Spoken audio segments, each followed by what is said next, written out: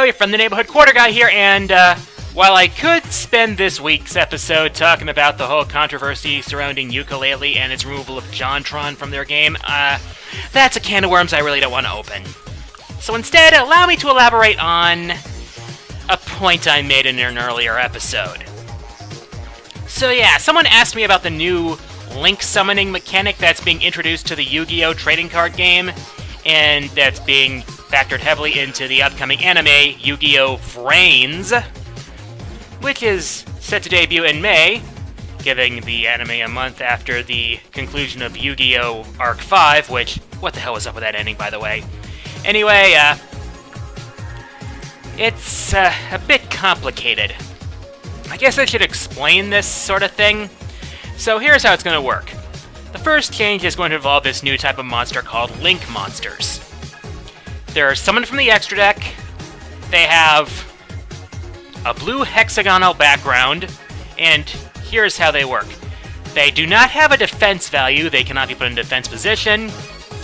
In order to summon them, there is a link number and a monster requirement on the card.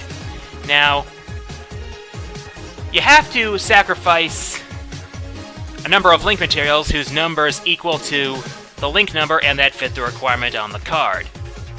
It could be a type of monster, it could be monsters from an archetype, whatever. And there's a minimum number of monsters required.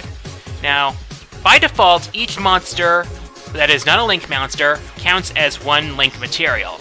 So if a monster is link 3, you could sacrifice 3 monsters to meet the requirements on the card. But here's the thing, link monsters can also count as the same number of materials as their link number. So a link 2 monster can count as 2 link materials. Now the link number also corresponds to a new feature on these link monsters. They're the link markers. Link markers surround the card, and there are a number of link markers lit up on the card equal to the monster's link number. So a link monster that is link 3 has 3 active link markers, and they can point to various zones on the field. And a monster can be linked to a link monster by being in one of those linked zones. Now, this carries into another rule change. In the center of the field, between the two players' fields, are these new zones called extra monster zones. And this is where things get really complicated. To summon a monster from your extra deck, you need to summon it to either an extra monster zone. By the way, these extra monster zones don't count as belonging to anyone until a player summons an extra deck monster to one of those extra monster zones, in which case, by default, the other player is stuck with the other extra monster zone. And here's the thing. In order to summon a monster from the extra deck, you need to summon it to either an extra monster zone or to a zone linked to by a link monster. This essentially makes extra deck summoning a lot slower, but it also makes it pretty complicated. And here's another thing. A player can even claim the other extra monster zone if they have enough link monsters to create a series of mutual links connecting one extra monster zone to the other. Now, a mutual link is when 2 link monsters link to one another through the same link marker. Now, they also made changes to pendulum summoning because, let's face it, that was rather... It didn't start out broken, but it kind of got to the point where they were used excessively.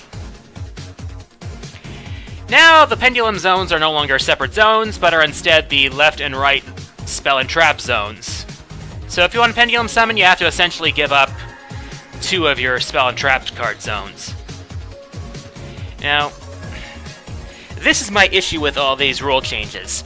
It seems like Konami can't go a single new generation of the Yu-Gi-Oh! Anime without introducing a whole bunch of rule changes to make things either more complicated or faster or whatnot. And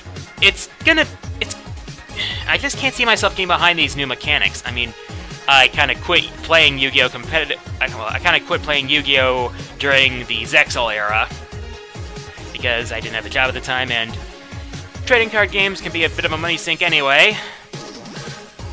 But yeah, with these new rule changes, I don't see myself coming back to the game at all.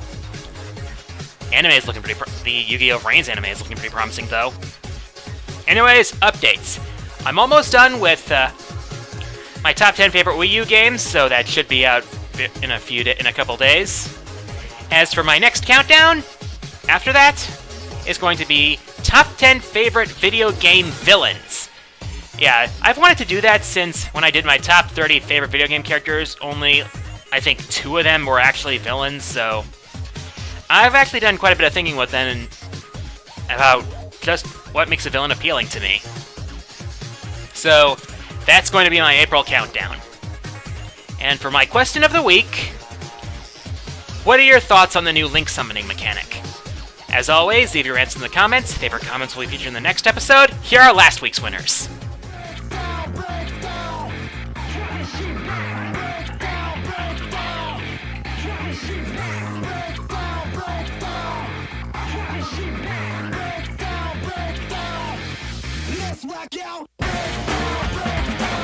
And with that, time for the fourth wall mailbag. As always, send me your questions via YouTube comments, and I'll answer my favorite questions in the next episode. First question this week comes from Ludger's channel, who asks, what's your favorite anime? Well, my personal favorite anime was Yu-Gi-Oh! 5Ds. And it's kind of hard for me to justify it because, well, the idea of it was kind of stupid, you know, card games on motorcycles. But I really liked how they made it work. And I also like the characters, especially Yusei, favorite Yu-Gi-Oh! Character, hands down. Yusei was just a really cool and mature character. And I really liked seeing him how he worked. Also, epic soundtrack. Next question comes from Brendan Wright, who asks, have you played Dungeons & Dragons before? If you mean the actual tabletop D&D, Dungeon Masters, dice rolls and all that, sticks to stakes. No, I have not, though I do have a D&D set that my dad gave me. I might have to try it sometime, though I wouldn't expect to do it on a stream. Oh well. However, I have played a couple of the D&D video games, specifically the Shadows over the Chronicles of Mystera game. That's the 2 D&D arcade games that Capcom made. Those are pretty fun. They were good beat-em-ups, and they incorporated some pretty good elements from the D&D games into it. By the way, if you have a platform that the games are on, I recommend picking them up if you like beat-em-ups. Next question comes from the Dark Seraph, who asks, are there any games you would like to see get a Switch port? That's an easy one. Pokken Tournament. And, yeah, this feeds into a little bit of salt that I have, mainly regarding the fact that, yeah, the 4 characters that were added to the arcade version, and not even a mention of DLC for the Wii U version. I mean, is the Wii U version that dead that the arcade version is less dead than the Wii U version? I can't even. And that's why I want to see it on the Switch, so we can finally get those 4 characters. Maybe some extra ones from Sun and Moon, maybe. Maybe I'm just dreaming. Next question comes from Douglas Stewart, who asks, hey QG, between the one in ASB and EOH and the one in the anime, which VA for Josuke do you like better? I honestly have to say the anime Josuke was the better voice actor in my opinion. He just gave a good life to the character, and I really enjoyed listening to him, and most of the other voice actors were really good too, so Diamond is Unbreakable was overall a really good arc for the anime and the manga. Last question this week comes from Nikki Corbins, who asks, do you play any sports games besides the Mario sports games?